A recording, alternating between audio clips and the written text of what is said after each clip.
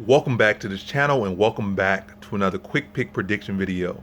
In this video, I'll be predicting the middleweight bout between Gerald Meerschaert versus Bartosz Fabinski. Now see this one right here. So right now, Bartosz Fabinski is the favorite. And I guess really because Gerald Meerschaert's on a two-fight knockout losing streak, which really is no correlation because Bartosz Fabinski is admittedly a one-dimensional fighter. He knows wrestling, and that's about it. He, kind of maybe work on striking, but not a knockout puncher, not a power puncher, not a technical striker, a barely passable, any bit of striking, barely passable striking, enough to wrestling, and not even really that great at it. So he's really one-dimensional, really timeable, really predictable. But like I said, he got a good wrestling base to be able to wrestle for as long as he needs to wrestle.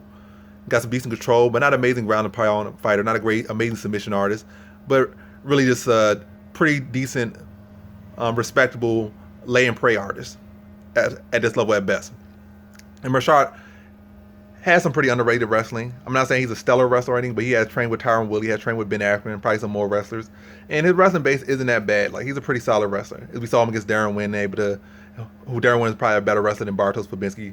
Well, easily probably, but size-wise, that's the issue. But I'll say all to say this. I just don't think the current path of his losses have anything to say what Bartosz Fabinski is going to do to him. And I don't think that losing streak is going to throw him that far off.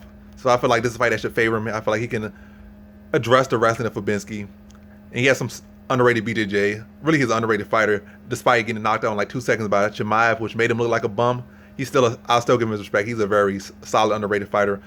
Always will be, probably. But got some decent wins on the resume, and definitely got the skills to pay the bills, at least at the middle to lower level of this weight class and of the sport as far as in the UFC. But he's no joke at all, and I think he can, the far more polished fighter, far more well-rounded fighter. And I think he can outstrike Fabinski, be able to stuff takedowns, threaten with submissions, and really start to take advantage of Fabinski, get him to bite on submissions or react to submissions to change his positioning.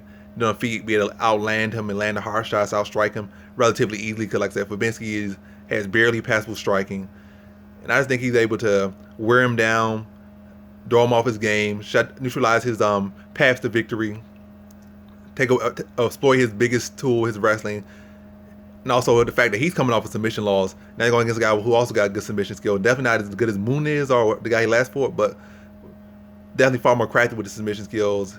And also more well-rounded than the last guy he fought, and more experienced, and has fought better competition than the guy he fought. But either way, I just think he's able to threaten with submissions, use that to get advantageous position, maybe take his back, maybe get to start him with guillotines, just threaten with different chokes and different submissions, or give him different looks. That's going to make him hesitant to shoot shots, and then use that to either stuff a takedown or get back to his feet, and then continue to pick him apart on the feet. I eventually think he starts to break him down, pepper him up, and I think he puts him out in the second round via TKO.